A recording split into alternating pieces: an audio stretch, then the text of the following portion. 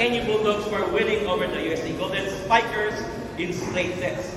The Bulldogs are now in the finals and will meet the FPU Tamaraws in the best of 3 series starting Sunday at 1 p.m. in the Smart Araneta Coliseum. We have Coach Dancelin Sunurin, Leo Orchales, and Jake Iskitano. Coach, congratulations for your victory. Ano yung ginawa ng adjustment, especially yung nanalo yung USD? And kailan nyo nag-decide na makalaro si Woods itong game na ito? Pero muna siyempre, sobrang thankful sa bigay na panalo sa akin ng players ko. Sobrang ganda ng ginawa namin. Siguro yung kaya namin nakuha yung game ko, siguro yung namin talaga na plano talaga kung ano yung dapat gawin. Between matchup talaga kasi doon kami naging may problema nung first game namin kasi matchup yun, sinabayan talaga namin kung sino yung dapat na nasa loob and kung ano yung ano. And sa buti naman, ayan, sobrang thankful kasi last game namin talagang anytime sana ipapasok na pero nag-save point kasi ako na kailangan mo nang palakasin pa. And yun, nagbunga yung pasensya namin na hindi mo na siya gamitin ng first game na kaya ito nag-perform siya na maayos. Sobrang thankful ako sa palalong ito. Sana tuloy-tuloy po. Thank you. Tubuzi have 7 of 11 attacks, 9 extra receptions, and 2 digs. So, nung pinasok ka nung second set, ano yung naramdaman mo na ito, pwede mo na bang dalhin ang Bulldogs ulit sa finals? What can you say? Actually, kahapon pa lang talaga nire-ready ko na yung sarili ko kasi alam ko na every time may mag-off sa akin ng dalawa, alam ko talaga yung trust sa akin ko sa Dante doon pa rin eh. So, gabi pa lang bago matulog talagang sarili ko talaga, deliver ko na hanggang sa sabi ko, hindi ka, pagka-ready, tinawag na ako, ayun, sabi ko sa sarili ko, chance ko ulit. So, bumalik ulit yung nangyari mo sa 76, so sabi ko, mag-perform ako kaya kasi, inis ko na lang, parang last game na lang kasi do or die na eh. And thankful ako kasi, kahit na may linda pa rin ako konti, binigay pa rin sa amin yung panalo. Nagandira na pa ako ng bawat sa amin. Thank you to Jake, you have 13 of 22 attacks, 1 block, and 11 extra receptions. So yung not do or die match. So ano yung ginawa mong mindset before that game? Siyempre, nakataya sa inyo yung 5-2. What can you say? Ikaw, Ray. Ano lang, naging mindset ko lang is mag-all out ako ngayon kasi nga, parang pag natalo kami dito, mawawala yung pangarap namin na yung goal namin ng bawat isa. So, ang mindset ko lang ngayong araw is mag-all out ako sa game. Thank you, Leo. 19 of 30 attacks and 2 digs. So, yun nga, no tomorrow match at all. So, ano yung mindset mo ba? Siyempre, nakataya sa inyo yung magtuloy-tuloy yung dynasty ng NU. What can you say? Sa akin kasi, kagabi, parang nahihirapan ako matulog na kasi siguro yun. Ano ko na lang, iniisip ko na positive na lang lagi para hindi makapit sa laro. Kumbaga, nai-excite ako pero parang kinakapahan ko lang. At buti naman, ilabas ko yung kung ano yung laro ko. Guys, all questions muna kay Coach Dante. Coach, yung lang masasabi nyo sa character ng team kahit na wala yung mga istubig nyo tapos sobrang dikit lahat ng sets against USD ito na itawid pa rin, nag-finals pa rin.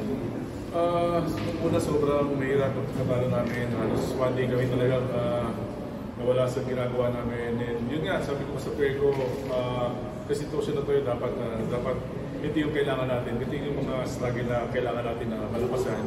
And yun, nag-respond sila na alam ko na pagdating itong game na to, alam ko rin sila kasi prepare talaga namin sila mentally and physically. Alam ko na hindi sila papayag na matalo ngayon. Coach, yun na, nakabalik na si Woods from his injury. Ano na masasabi mo sa naging impact niya mula second set onwards na nagpapanalo sa inyo? Well, doon sa second set talaga, sobrang down na kami. Sabi ko sa player ko, itatry ko si Budin para in case anong mangyari sa second set, makikita ko sa third set kung ano yung adjustment na gagawin ko. And yun nga, hindi lang nag-adjust and nakuha pa namin yung game kahit na medyo nag-off talaga kami ng start. And sobrang thankful ako kasi kahit na may nararamdaman talaga, nilalaban niya kahit may konting sakit pa, nilalaban pa rin. Sobrang thankful ako sa naging performance. Kay Leo naman, coach, mula first set pa lang siya nag-set ng tempo para sa inyo. Ano na masasabi mo sa naging performance? Sa akin, sa wakas, ito talaga yung hinahanap namin sa kanya every time na nag-alaway kasi alam namin yung kapabilidad niya para maglaro. Dami kami mag-practice, dami kami nagpunta sa ibang bansa kasi alam namin na marami siyang ibibigay sa amin, malaking tulong sa amin pag nasa loob siya. Coach, yun nga, makakatapat niyo FEU sa finals, rematch ng Season 81 na finals. Ano na lang may expect namin sa NU heading to the best of the finals? Well, just continue lang talaga yung ginagawa namin, ano yung mindset namin every day, every practice, ano pa yung adjustment na gagawin namin, and ano pa yung magiging adjustment namin pagdating ng game. Lalalang pa rin namin kung ano yung mga dapat gawin kahit na dalawang beses namin sila kalaban. Importante lang sa amin is una siyempre makapahinga and bukas trabaho rin. Coach, Ike, Maraming salamat. thank you, Coach. Now we will continue with the players, guys. Kay Jake tsaka kay Leo, kumbaga siyempre si Buding hindi pa 100% na tapos nakataya yung season nyo. Ano lang yung naging mentality nyo papasok sa laro? Siguro, kasi minded ko, talagang nung natalo kasi kami nung parang lugmok talaga kami. Pero, yun nga, sabi nga ng mga coaches namin, wala nang tayo para mag-drama pa. Kasi, nangyari na lang. Kumbaga, pagka-after nun, balik ko yun, trabaho ulit yun talaga. Wala, pinag-aaral namin kung ano yung galaw nila. At yun, tingin ko lang wala sila ko. Ayun nga, sabi nga ng mga coaches namin, wala nang time para maglama. So, sinet ng mga coaches namin yung mindset namin na parang maging positive lang kami palagi para hindi namin madala sa court yung parang mga negative energy. So, ayun, naging positive lang kami buong araw, buong game. Tuloy yun na lang, ayun, nabanggit mo nga kanina, parang after nung talo yung Saturday, medyo mababay naging more ng team and all. Paano mo na lang in-overcome yun personally na in-overcome yung mga doubts na yung para ito, 20 points na ngayon to lead and into the finals ulit? Siguro, yung pagkatalo, reset lang talaga, trabaho ulit, all out. Para iniisip ko kasi parang, magiging benta na lang kami o gagawa kami ng benta. Parang, Leo, yun, bakit nga din ni Coach, parang na-unlock mo na yung full potential mo. So, heading to the finals, ano na naman i-expect mo namin sa'yo?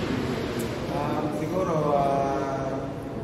muna ako sa expectation kasi para siguro, laruin ko lang ulit yung kinikilos ko, wag lang madaming iniisip para ma-perform pa. What's after yung final point, emotional, gano'ng kalaking bagay na ba ito sa'yo? Especially na dalawa games yun na mismo dahil. Actually, grabe lang kasi struggles ko talaga yun. When it comes to the game, talagang piniga ako para lang makakaroon.